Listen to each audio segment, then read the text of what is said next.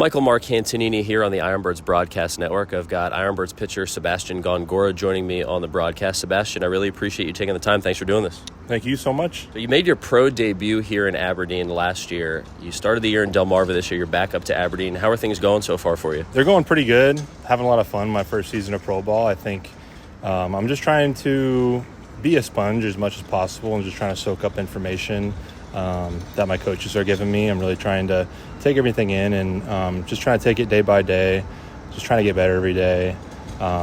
Just going outing by outing and having fun with it, to be honest. What did you take away from your time in the O's org after you were drafted and then into the offseason to help you? When I first got drafted and got down to Florida, I think it was pretty cool just to see going from the college atmosphere to now being in the professional atmosphere, how much more attention to detail there is. I think that was the biggest takeaway for me, was just the attention to detail, not only on the mound but also in the weight room too. It just, I think, is one of the biggest things that I took into the off season. Was, during the off season you're on a throwing program, you're not off the mound the entire off season, but for the most part of the off season you are putting work in the weight room. So I think during those months where maybe you're not off the mound, I think just really paying attention to the little things and little details in the weight room really helped me have a good and productive off season. When I got sent here to Aberdeen at the end of the year, I was only here for a week, so it was a pretty short stint. But in my outing, it was pretty obvious that the hitters are a lot better than some of the college hitters that I was facing. So that was a little bit of an adjustment, and it was a little bit eye-opening too, just to see wow, everybody, all the pitchers here, were the aces of their teams. All the hitters here were probably the best hitter on their team. So it was just kind of getting into that mindset, that everybody's good and you really need to bring your A game to be able to compete against these guys. You mentioned your off-season weight training program. What did that look like? There were weeks that were tailored to just speed, or weeks that were tailored to just strength. And the strength and conditioning staff with the Orioles does a really good job of kind of mapping that out for us throughout the off season, which was super helpful. First off season, don't really know what I'm getting into or what I should be doing, but I give credit to the staff here with the Orioles. They really mapped it out for not only myself but everybody, and just made the off season really smooth and really easy to do, especially when everything's laid out for you and you can just kind of follow a plan. With all the information that you've taken in from your coaches and even other players, just self-analysis and all the work that you've put in, what have been some of the things that you've been focusing on this year? I think from outing to outing, it depends on what the focus is for the week. I think if one outing your fastball location isn't really there, then maybe in that in the pen in the middle of the week you're working on a fastball location. But it's kind of free flowing throughout the off season, was just kind of working on moving down the mound better. A lot of it too was just working on pitch shapes. I think that was honestly one of the biggest things of the off season, was working on pitch shapes. I was working on my kick changeup all off season, and it's been really cool to see that pitch progress, because when I first started throwing it, it was pretty frustrating, and throwing it off the mound in the off season, it was I don't know what this is doing, and it's I'd throw a good one and then throw 7 bad ones, and it would just be frustrating. Yeah, that's awesome to hear that you're making progress with it and working through some things. So let's talk about college ball. Yeah. You finished your college career at Louisville last year, but 3 years at Wright State in your home city before that. What did the 3 years at Wright State do for you? Wright State was an amazing kind of intro and step into college ball. I was committed to a junior college out of high school. I was committed to St. Clair Community College, which is, again, right in Dayton. COVID was my senior year of high school, and COVID hit that spring in March, and my senior season of high school got canceled. And then a month later, St. Clair canceled all of their athletic programs. So I was left without a college team 2 months before I had to be in college. So Wright State had offered me before I decided to commit to St. Clair. So I just called them and asked if I could still join the team, and they said yeah, thankfully. But yeah, it was a really good step for me, and I enjoyed all 3 years there. It was really productive for me just because I wasn't super big or super strong yet, and they have a really good strength program there too, and they have that kind of culture of being gritty and really taking the time to develop your body. So that was big for me, just getting bigger and stronger and faster.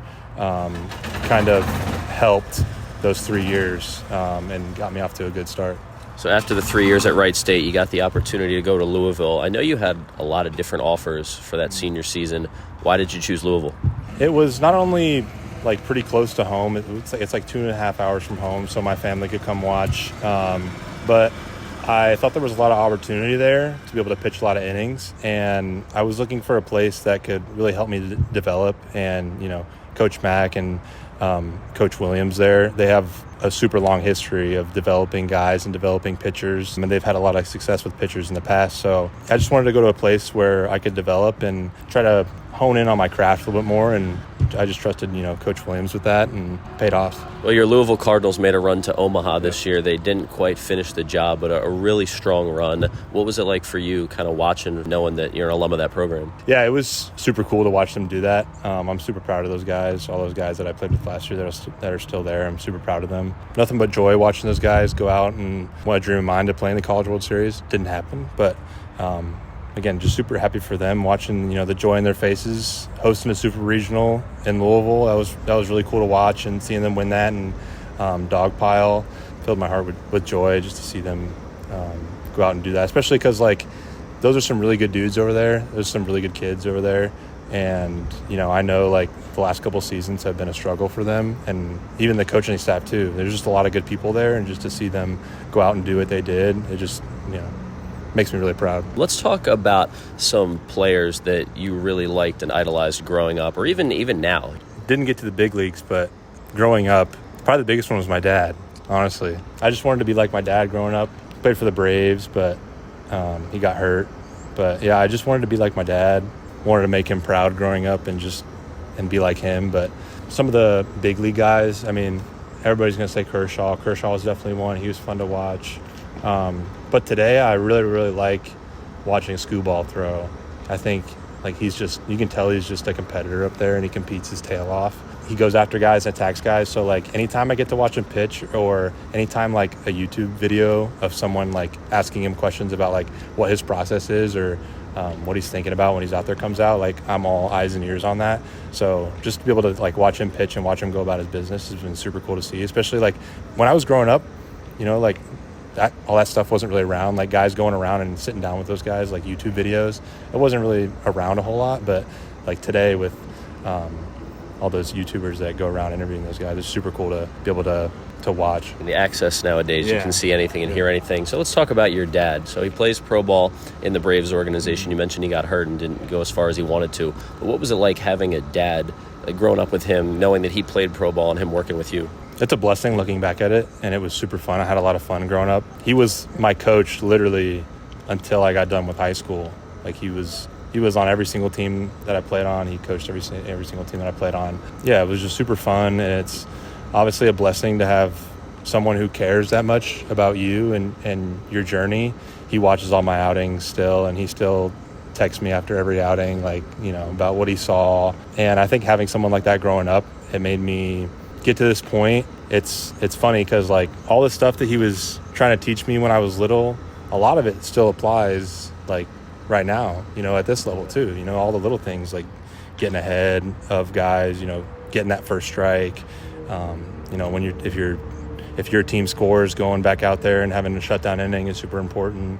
Limiting walks, all that stuff that maybe gets overlooked sometimes because you're trying to throw nasty pitches or trying to throw hard. I think, he kind of keeps me in that headspace of pitching is still pitching, and you still got to go out there and do your job and get outs. Last one for you, Sebastian. In addition to your dad, tell me about the rest of your family and the support that you've gotten over your years. Yeah, I think one word to describe it is just super blessed. My mom has been great and super supportive through this. My brother and my sister too. It's just good to have people behind you that care. My girlfriend too has just been by my side. It's just good to have those people behind you and in your corner, just to know you got something to fall back on, and you can always call back home and check in. It just brings a lot of comfort, talking to those guys, just because we have such a hectic schedule, and there's a lot of stress on days that you throw and adrenaline. It's just nice to kind of have those people to take a step back sometimes and just talk to them and just kind of get away from baseball a little bit, just talk about life, because they got important lives too, and they're doing stuff too, and it's just nice to kind of hear from them. And I got a pretty big family, so going home during the off season and hanging out with them, and seeing my grandparents and seeing all my cousins, it's just really fun to hang out with them and kind of get away from baseball. His 75th pitch of the night, swing and a miss, fastball up top, 6 strikeouts for Sebastian Gongora, and he's completed 5 innings for the second straight start. Incredible stuff, man. Well, I've got Ironbirds left-handed pitcher Sebastian Gongora joining me on the broadcast. Sebastian, thanks for doing this. I really appreciate it. Thank you so much. I appreciate you.